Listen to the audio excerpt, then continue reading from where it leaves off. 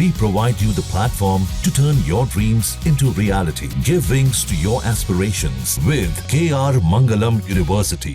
लोग इसको संविधान हत्या दिवस के नाम से मानेंगे ताकि वो याद कर सके कि इमरजेंसी में किस तरह के टॉर्चर्स हुए थे। पीएम मोदी ने भी ट्वीट करके बताया कि इसको संविधान हत्या दिवस के नाम से मानेंगे। क्या बोलना चाहेंगे आज के दिन पे?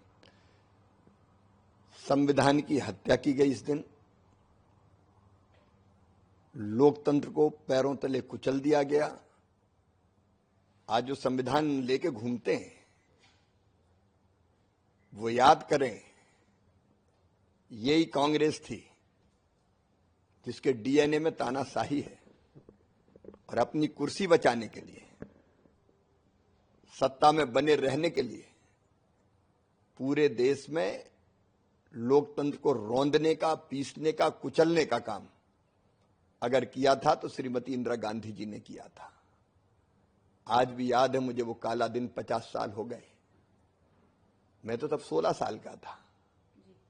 कैसे अमानुषिक अत्याचार किए गए, पूरे देश को जेल खाना बना दिया गया, मौलिक अधिकार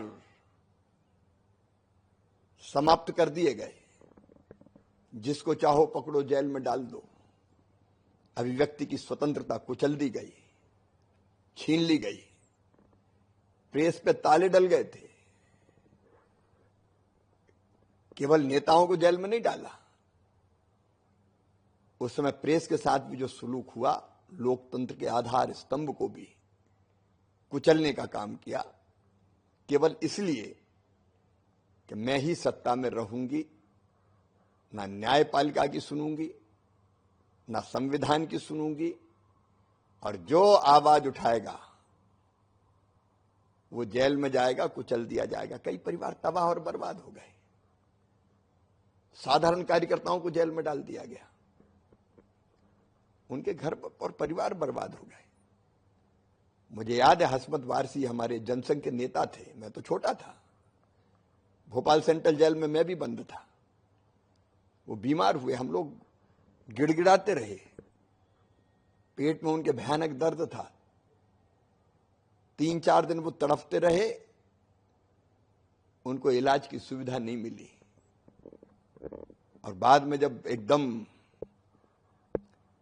उनकी बीमारी ऐसी बढ़ी कि अब लगा के बचेंगे ही नहीं, तब ले जाया गया, तो जाते जाते अस्पताल में उन्होंने दम तोड़ दिया। युवा नेता थे, करंट लगाए गए लोगों को, बर्फ की सिल्ली पर लिटाया गया, हाथ पैर तोड़े गए। अब मेरे जैसे लोग, हम तो अपने स्कूल के प्रेसिडेंट थे, लगा के महंगाई, बेरोजगारी, भ्रष्टाचार और गलत शिक्षा पद्धति, इसके खिलाफ आंदोलन की जरूरत है, तो जेपी मूवमेंट में शामिल हो गए। लेकिन डिफेंस ऑफ इंडिया रूल में हम बंद थे, हथकड़ी लगा के मारते हुए ले जाया गया, और थाने में घुटनों पे डंडे और कोहनियों पे डंडे बरसाए गए। बताओ ये पैम्फलेट जो साइकिल स्टाइल बांटते थे कहां से आए? कि ये दिन भूलने लायक है? देश कभी ना भूले कि वो दिन स्वतंत्र भारत के लोकतंत्र के इतिहास का सबसे काला दिन है, संविधान हत्या दिवस। और ये संकल्प ले देश कि ऐसा फिर कभी दोबारा नहीं होगा। जी सर, अगर बात करें, मतलब उस टाइम पे आपका थॉट प्रोसेस था और क्या आपके माइंड में आया कि उनको सेनानी का नाम दिया गया? जिन लोगों ने लोकतंत्र की हत्या के खिलाफ आवाज उठाई, जिन्होंने लोकतंत्र बहाली के लिए आंदोलन चलाया, जो संविधान की रक्षा के लिए जेलों में गए, मैं मानता हूं कि आजादी की तीसरी लड़ाई थी। प्रथम स्वतंत्रता संग्राम, फिर दूसरा स्वतंत्रता संग्राम, और ये तीसरा ही था जब पूरे देश में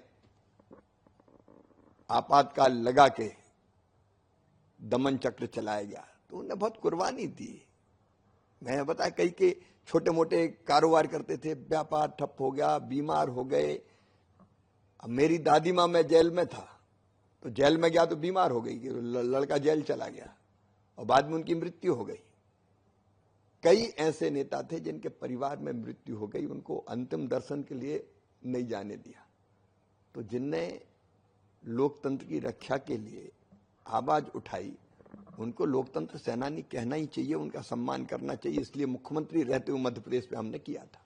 जी सर, पेंशन देने का काम भी प्रदेश सरकार ने ही किया था, क्या बोलना चाहेंगे? ये जरूरी था क्योंकि कई परिवारों के पास आय का कोई जरिया ही नहीं बचा था। छोटे मोटे व्यापार, बिजनेस, दुकान थी तो चौपट हो गई, 19 महीने जेलों में रहे। तो और कई बार ऐसा था कि आजीविका का संकट खड़ा हो गया था। तो एक सम्मान निधि के नाते, केवल आजीविका के लिए नहीं, उनके सम्मान के लिए ये निधि प्रारंभ की थी। जी सर, अगर आपने भी इस चीज को एक्सपीरियंस किया और सुना ये भी जाता है कि जब आपको जेल ले जाया गया तो आपने अचानक से नारेबाजी स्टार्ट करी थी, क्या उस टाइम का दौर था, क्या उस टाइम पे था कि आपको नारेबाजी स्टार्ट? मैं तो 11वीं में पढ़ता था। ये बात सही है कि मैंने आपातकाल के खिलाफ आवाज उठाई थी। जेपी के आंदोलन में उस समय मैं शामिल हुआ था प्रेसिडेंट के नाते, और विद्यार्थी परिषद का तब तक कार्यकर्ता भी बन गया था। मैं बेगमगंज जेल भी जाता था जहां हमारे कई लोग बंद थे भोपाल के पास। तो जेलर बहुत दयालु थे, वो अंदर भेज देते थे बैरिक में ही। तो सबसे मिल के आता था और उनके घर के समाचार देता था। और बाहर भी हम साइकिल स्टाइल पर्चा घरों में पहुंचाने का काम करते थे।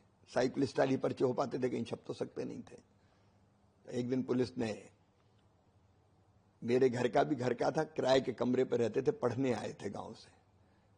तो दरवाजा खटखटाया और जब दरवाजा खुला तो सामने पुलिस खड़ी थी, नीचे भी पुलिस घेरे हुए खड़ी थी, जैसे किसी आतंकवादी को दबोचने पहुंचे हो। नाम पूछा तो मैंने बताया और फिर उन्होंने जो व्यवहार किया, एक तो गंदी गाली दी जो मैं दोहरा नहीं सकता, थप्पड़ मारना शुरू किया कि तू इंदिरा गांधी के खिलाफ आंदोलन चलाएगा हमारे इलाके में, कुचल देंगे। और जिन शब्दों का उपयोग किया वो सभ्य भाषा नहीं है। तलाशी ली तो मेरे यहां से साइकिल स्टाइल पर्चे से लेके चिट्ठियां तक सब बरामद हुई। तो मारते हुए वहां से मुझे हबीबगंज थाने ले गए। हबीबगंज थाने ले जाके हथकड़ियां डाल दी और फिर पूछा कि बताइए पर्चे कहां से मिलते थे। जब मैंने नहीं बताया, क्योंकि एक नाथूराम सोनी थे जिनकी छोटी सी लकड़ी के फट्टे वाली होटल थी, लेकिन वो जनसंघ के बहुत समर्पित कार्यकर्ता थे, वहां से मिलते थे। तो मैंने निश्चय किया कि बताना नहीं तो उनको भी पकड़ेंगे, उनका परिवार बर्बाद हो जाएगा। फिर करंट लगाने की धमकी दी, करंट लगाया नहीं, लेकिन वायर लगा के करंट लगाओ, इसको बर्फ की सिल्ली लाओ, उस पर सुलाओ। लेकिन उस समय मैं अडिग रहा कि मैं नहीं बता पाऊंगा कि कहां से पर्चे मिलते थे। फिर घुटनों में और कोहनियों में डंडे मारे और बाद में दूसरे दिन सवेरे फिर हथकड़ी लगा के एक मजिस्ट्रेट पटेल के घर जीप में हालांकि बिठा के ले गए। वहां पता नहीं रिमांड और क्या होता था, मुझे इतना याद नहीं, लेकिन मजिस्ट्रेट ने सिग्नेचर किए और फिर मुझे 2 सिपाहियों को दे दिया कि ले जाओ इसको जेल। तो 2 सिपाही मजिस्ट्रेट के घर से पैदल लेके मुझे चले, शायद उनको बस में बिठाना होगा कि वहां से जेल ले जाएंगे भोपाल में ही। तो एक बच्चे तांगे में आ रहे थे, स्कूल के बच्चे तब तक। उनने देखा मैंने पजामा और शर्ट पहनी थी और हालत भी रात भर सोया नहीं था तो खराब हो रही थी, चेहरा भी और कपड़े भी गुड़े मुड़े गंदे होंगे। तो उनको लगा ये कोई चोर है। तो बच्चों ने कहना शुरू किया, देखो देखो पुलिस पकड़ के ले जा रही, चोर है शायद। तो मुझे लगा ये तो गड़बड़ हो रही है। तभी अचानक जो हम नारा लगाते थे मेरे मन में आया कि अपन अकेले नारे लगाएं, जुल्म के आगे नहीं झुकेंगे, जुल्म किया तो और लड़ेंगे। पहले ने डांटा डपटी की कि चुप रहे, मैंने कहा अब तो चुप रहूंगा नहीं, जेल ही ले जा रहे हो और क्या करोगे, मारपीट भी लिया तुमने। फिर बस में बिठाए तो बस में भी नारे लगे, तो लोग कानाफूसी करने लगे, डरते तो थे लेकिन ये भी कहने लगे कि बड़ा अन्याय है, देखो छोटे से लड़के को ऐसे जेल ले जा रहे हैं। बाद में उन्होंने उतार के मुझे ऑटो में बिठाया, तो ऑटो में भी मैं सिर निकाल के नारे लगाता रहा, जुल्म के आगे नहीं झुकेंगे, जुल्म किया तो और लड़ेंगे। और ऐसे सेंट्रल जेल भोपाल पहुंच गए। तो बाहर हम पहुंचे तो अंदर बैरिक थी 6 नंबर की। मैं बाहर नारे लगा रहा था तो अंदर से नारे लगने लगे जो मीसाबंदी पहले से थे। और फिर हम अंदर ले जाए गए, अंदर शर्ट उतरवाई गई, तिल देखे गए शरीर में कहाँ कहाँ है, जो कुछ उनको करना था वो सब किया और फिर हम बैरिक में ले जाए गए। सर, एक दौर देखा इमरजेंसी का और एक आज का टाइम है जहां सरकार जो है अगर बात करें इंटरनेशनल लेवल की या इंटरनेशनल पॉलिटिक्स की, तो वहाँ पे भी बहुत समर्थ है, ग्लोबल लीडर की तरह जो है हमारा देश आगे बढ़ रहा है। क्या बोलना चाहेंगे, कितना डिफरेंस देखते हैं? मुझे गर्व है ये कहते हुए कि प्रधानमंत्री श्रीमान नरेंद्र मोदी जी के नेतृत्व में एक वैभवशाली, गौरवशाली, संपन्न, समृद्ध और शक्तिशाली राष्ट्र का उदय हुआ है। आज का भारत और तब के भारत में, भारत तो मां है हमारी देश, लेकिन तब और आज बहुत अंतर है। एक समय जब दुनिया के किसी देश में जाते थे तो कहीं मान नहीं था, सम्मान नहीं था, इज्जत नहीं थी, गंभीरता से नहीं लेता था कोई। और कांग्रेस की रिजिम में तो बेईमानी और भ्रष्टाचार का गढ़ माना जाता था।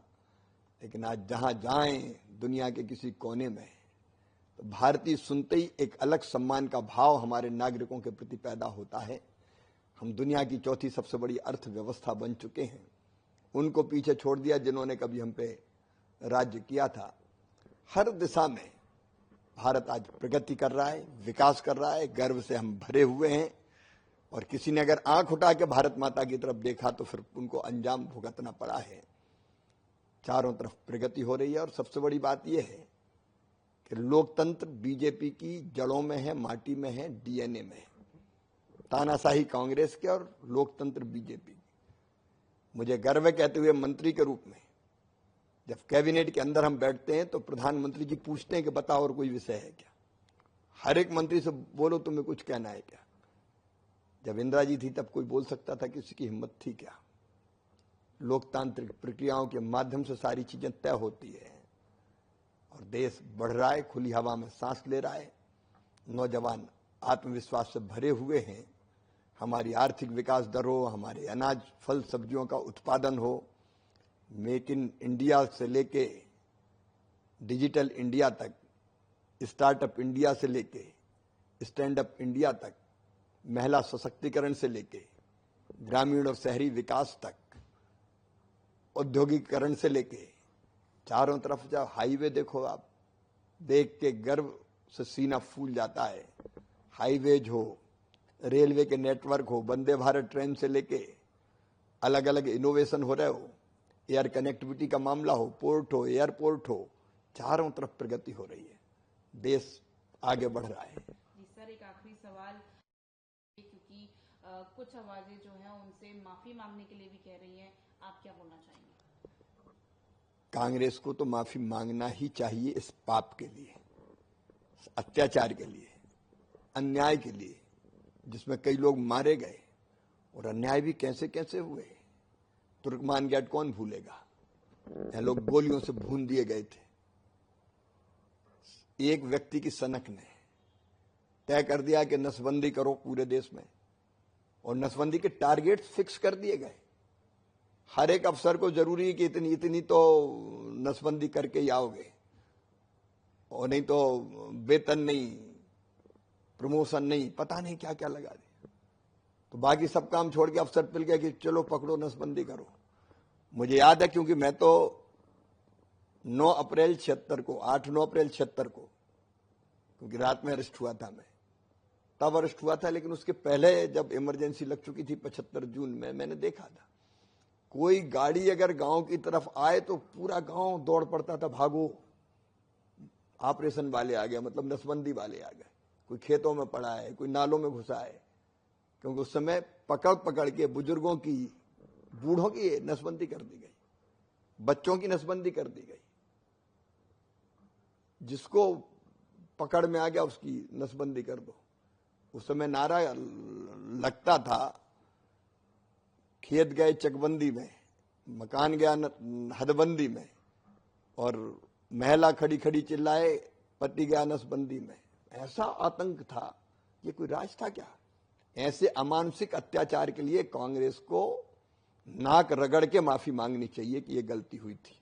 सर, क्या ये कह सकते हैं कि अंग्रेजों के बाद कांग्रेस के टाइम में जहां भक्ति है हर शब्द में, कथाओं में छिपे हैं दिव्य रहस्य, और ज्योतिष देता है जीवन को दिशा। धर्म से जुड़ी हर बातों को जानने के लिए हमारे चैनल स्तुति को सब्सक्राइब करें।